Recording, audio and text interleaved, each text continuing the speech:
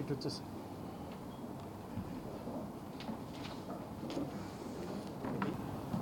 మీకు అందరికీ తెలుసు, మన ప్రభుత్వ కొత్త నూతన మద్య విధానం అన్నది తీసుకొచ్చింది. సో అనేక రాష్ట్రాలు, ముఖ్యంగా సౌత్ ఇండియన్ స్టేట్స్ అన్నీ కూడా స్టడీ చేసి, అలాగే గతంలోని అనుభవాలన్నింటినీ కూడా చూసుకొని ఒక నూతన విధానం ప్రజలకు ఆమోదయోగ్యంగా ఉండేటట్టు, అలాగే రాష్ట్రానికి కూడా తగినంత రెవెన్యూ వచ్చి ఎక్కడ కూడా ఎటువంటి డీవియేషన్స్ అవి లేకుండా ఒక సజావుగా ఈ ఎక్సైజ్ ట్రాన్సాక్షన్స్ అన్న జరగాలని చెప్పి ఒక మంచి నూతన మద్య విధానాన్ని తీసుకొచ్చింది. దాంట్లో భాగంగానే మనకి జీవోఎంఎస్ నెంబర్ 211, మనకి 211 జీవో నెంబర్ రూల్స్ 2024 నిన్న నైట్ రిలీజ్ చేయడం జరిగింది. సో అందులో భాగంగా ఇప్పుడు ఈ నూతన మద్య విధానంలో ప్రభుత్వం కొన్ని ప్లేసెస్ని ఎంపిక చేసుకొని దానికి ఒక గెజిట్ రిలీజ్ చేసి, ఆ ప్లేసెస్కి అక్కడ అందరికీ డెమోక్రటిక్ వేలో అప్లై చేసుకోవడానికి తగినంత అవకాశం ఇచ్చి వాడికి అందరు కూడా లాటరీ అన్నది తీయడం జరుగుతుంది. అంటే ప్రధానంగా లాటరీ విధానం ద్వారా ఈ మద్య దుకాణాలు అన్నది అలవాటు చేయడం జరుగుతుంది. అయితే ఈ లైసెన్స్ పీరియడ్ ఎవరికైతే మనం కొత్తగా ఇస్తామో అది అక్టోబర్ 12 నుంచి అక్టోబర్ 12, 2024 నుంచి సెప్టెంబర్ 30, 2026 వరకు, అంటే 2 సంవత్సరాలకు మాత్రమే ఇది వర్తిస్తుంది. ఇప్పుడు ఏదైతే కొత్త విధానం ఉందో ఇదంతా కూడా 2 సంవత్సరాలకి వర్తిస్తుంది. అయితే ఇందులో కడప జిల్లాలో 139 మద్య దుకాణాలకి మనకి ఏర్పాటు చేసుకోవడానికి పర్మిషన్ ఇచ్చారు.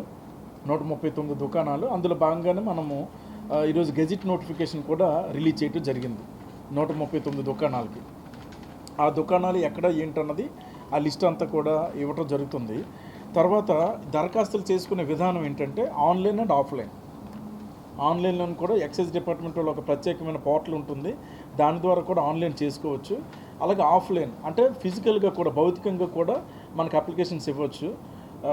సో ఇందులో ఎక్కడ మనం ఇవ్వాలని అంటే మన జిల్లాలో ఉన్న 9 ఎక్సైజ్ స్టేషన్స్, మనకి 9 ఉన్నాయి అక్కడ సర్కిల్ ఇన్స్పెక్టర్ ఆధ్వర్యంలో.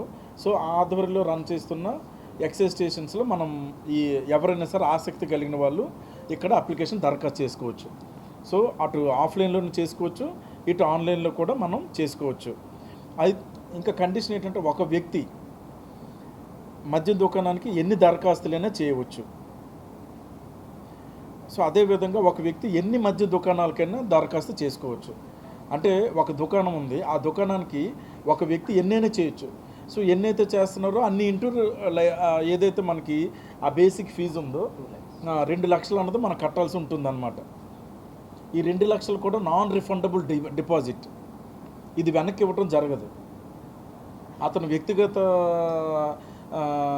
రిస్క్ మీద కావచ్చు, ఆసక్తి మీద కావచ్చు, ఏదైనా సరే ఆయన చేసుకోవచ్చు అనమాట. అలాగే ఒక వ్యక్తి ఎన్ని మద్య దుకాణాలకైనా అప్లై చేసుకోవచ్చు. సో అందువల్ల ఏంటంటే ఫుల్గా లిబరల్గా ఉండటం జరిగింది. ప్రతి దరఖాస్తు కూడా 2 లక్షల రూపాయల దరఖాస్తు ఫీజు చెల్లించవచ్చును. ఒక వ్యక్తికి ఇంక దాన్ని బట్టి వచ్చిన దాన్ని బట్టి ఎన్ని లైసెన్సులైనా ఇవ్వటం అన్నది జరుగుతుంది ఆటోమేటిక్గా.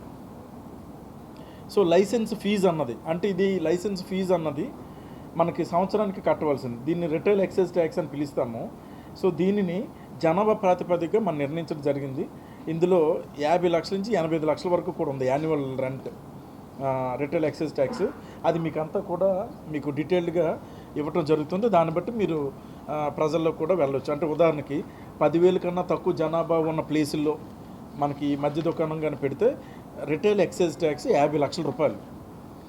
10,000 నుంచి 50,000 మధ్య జనాభా ఉంటే 55 లక్షలు. 50,000 నుంచి 5 లక్షల మంది జనాభా ఉంటే 65 లక్షలు. 5 లక్షల కన్నా ఎక్కువ మంది జనాభా ఉంటే 85 లక్షలు రిటైల్ ఎక్సైజ్ ట్యాక్స్ అన్నది పే చేయాల్సి ఉంటుందన్నమాట. ఇది కండిషన్.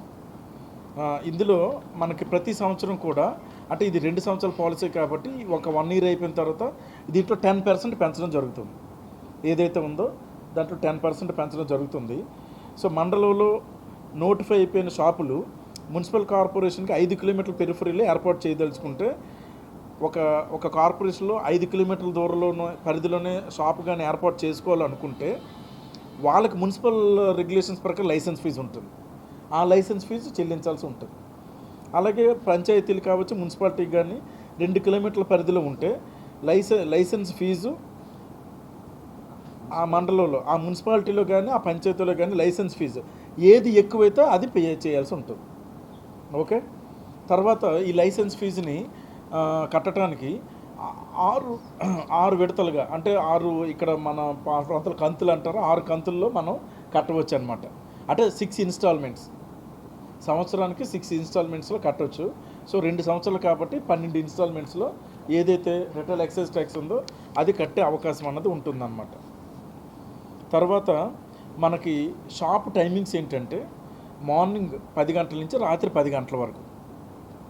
ఇప్పుడు మధ్య దుకాణాలు, కొత్త మధ్య దుకాణాలు రన్ అయ్యే టైము ఎవరికైతే ఆ ఏరియాకని కానీ ఆ ఊరికని వచ్చిందో ఆ షాప్ నిర్ణయించిన కార్పొరేషన్ కావచ్చు, మున్సిపాలిటీ కావచ్చు, నగర పంచాయతీ కావచ్చు, మండల పరిధి కావచ్చు, ఎక్కడైనా సరే షాపుని ఏర్పాటు చేసుకోవచ్చు. అది ఎవరికైతే లైసెన్స్ వస్తుందో, లాటరీలోనే వస్తుందో అది వాళ్ళ ఇష్టం. వారు ఆ మండలానికి, ఉదాహరణకు ఒక మండలానికి ఒకటి అనుకున్నాను అనుకోండి, ఆ ఒకదానికి ఎవరికైతే లాటరీలో వస్తుందో వాళ్ళు ఆ మండలంలో ఎక్కడైనా షాప్ పెట్టుకోవచ్చు. ఓకే, ఇది మనకి కండిషన్. తర్వాత మనకి ప్రతి మధ్య షాపుని కూడా అదనంగా 5 లక్షలు చెల్లిస్తే దాన్ని మోడల్ స్టోర్గా ఏర్పాటు చేసుకోవచ్చు. ఇవన్నీ వచ్చిన తర్వాత ఇంకా దాన్ని బాగా వ్యాపారం చేయటానికి కావచ్చు, లేకపోతే ఒక మోడల్ షాప్గా, అంటే అందులో ఒక డిసిప్లిన్ కానీ ఒక పబ్లిక్కి ఆమోదయోగ్యంగా ఉండే విధంగా దాన్ని ఒక మోడల్గా తయారు చేయడానికి కూడా కొన్ని గైడ్లైన్స్ అని ఇచ్చారు. అది వచ్చిన తర్వాత మనకి లైసెన్స్ ఎవరైతే లాటరీలో వస్తారో వాళ్ళకి మనం ఒక వర్క్షాప్లోకి పెట్టి వాళ్ళు మోడల్ షాప్ చేసుకోవాలన్నా, ఒక ప్రీమియర్ షాప్గా దాన్ని మార్చుకోవాలన్నా దాని కొన్ని విధి విధానాలు ఏంటన్నది అప్పుడు ఎక్స్ప్లెయిన్ చేయటం అన్నది జరుగుతుందన్నమాట. అలాగే ఎవరైతే ఇప్పుడు రేపు దరఖాస్తులు వేస్తారో వాళ్ళకి కొన్ని అంశాలు కూడా తెలియాలి. సో అది టైమింగ్స్ తెలియాలి, ఎందుకంటే టైమింగ్ మీద వ్యాపారం కూడా ఆధారపడి ఉంటుంది కాబట్టి ఉదయం 10 నుంచి రాత్రి 10 అని చెప్పడం జరిగింది. అలాగే సీసీటీవీ కెమెరాస్ అన్నది కూడా ఇంకా అమర్చుకోవాలి. అలాగే మధ్య గొడౌన్ నుంచి, ఎక్కడైతే మనకి లిక్కర్ గొడౌన్ ఉంటుందో గొడౌన్ నుంచి షాప్కి వచ్చేటప్పుడు ఆ వెహికల్ ఏదైతే తీసుకువెళ్తారో దానికి మస్ట్ అండ్ షుడ్గా జీపీఎస్ ట్రాకింగ్ అనేది ఏర్పాటు చేసుకోవాలి. సో మనకి కంట్రోల్ రూమ్లో ఆ వెహికల్ ఎప్పుడు స్టార్ట్ అవుతుంది, ఎక్కడ స్టార్ట్ అవుతుంది, ఎక్కడ ఎండ్ అవుతుంది, ఏ టైంకి వచ్చింది, ఈ దారిలో ఎక్కడైనా ఆగిందా, ఎక్కడికైనా డీవియేట్ అయిందా, ఈ సరుకు అదంతా కూడా మనకు ఆన్లైన్లోనే మనం ఇప్పుడు ఎలాగైతే శాండ్కి మనం చేస్తున్నామో ఆ విధంగానే ట్రాక్ చేయడం జరుగుతుంది. సో గొడౌన్ నుంచి షాప్కి వీళ్ళు పెట్టుకున్న వెహికల్కి ఖచ్చితంగా జీపీఎస్ ట్రాక్ అనేది ఏర్పాటు చేసుకోవాలన్నమాట. అలాగే ఎక్కడైనా మద్యం దుకాణానికి దరఖాస్తు రాని ఎడల సదరు ప్రదేశంలో ప్రభుత్వ మద్య దుకాణాలు ఏర్పాటు చేస్తారు. అంటే ఎక్కడైనా ఆ ప్లేస్లో రాకపోతే, మనం అనుకున్నట్టుగా కానీ అక్కడ కానీ ఏదైనా రాకపోతే ఏపీబీసీఎల్ తరపున అక్కడ ఆ దుకాణం అన్నది నిర్వహించడం జరుగుతుంది. ఇందులో ఎవరు ఎలిజిబిలిటీ ఏంటి, ఇది ఇంపార్టెంట్. ఖచ్చితంగా 21 సంవత్సరాలు నిండి ఉండాలి. సో 21 సంవత్సరాల కంటే తక్కువ వయసు ఉన్నవారు అప్లై చేయడానికి లేదు. అది ఒకటి. ఏదైనా నేరపూరితమైన కేసులో ఏదైనా 10 ఇయర్స్కి మించి 10 ఇయర్స్ శిక్ష విధించబడి ఆల్రెడీ పనిష్మెంట్లో ఉంటే మాత్రం వాళ్ళు కూడా ఎలిజిబుల్ కాదు. తర్వాత ఎక్సైజ్ డిపార్ట్మెంట్లో పనిచేసే వాళ్ళు కానీ, డిఫాల్ట్గా ఉన్నవాళ్ళు కానీ, సో అటువంటి వాళ్ళు కూడా ఎలిజిబుల్ కాదు. తర్వాత ఎవరైనా ఐపీ పెట్టేసి ఎగవేతదారులు ఎవరైనా ఉండి బ్యాంక్ నోటీసులు కానీ ఇటువంటివన్నీ, అంటే వాళ్ళకి ఆర్థిక క్రమశిక్షణ లేకుండా ఉన్న వాళ్ళు కూడా దీనికి అర్హత లేదు. ఈ 4 కండిషన్స్ లేని వాళ్ళు మాత్రమే ఎలిజిబుల్ అనమాట, అర్హత ఉంటుంది అది. సో దరఖాస్తు నేను ఆల్రెడీ చెప్పాను, మనకున్న 9 ఎక్సైజ్ స్టేషన్లో కూడా మీరు అప్లై చేసుకోవచ్చు ఎవరైతే ఆసక్తి ఉంటుందో.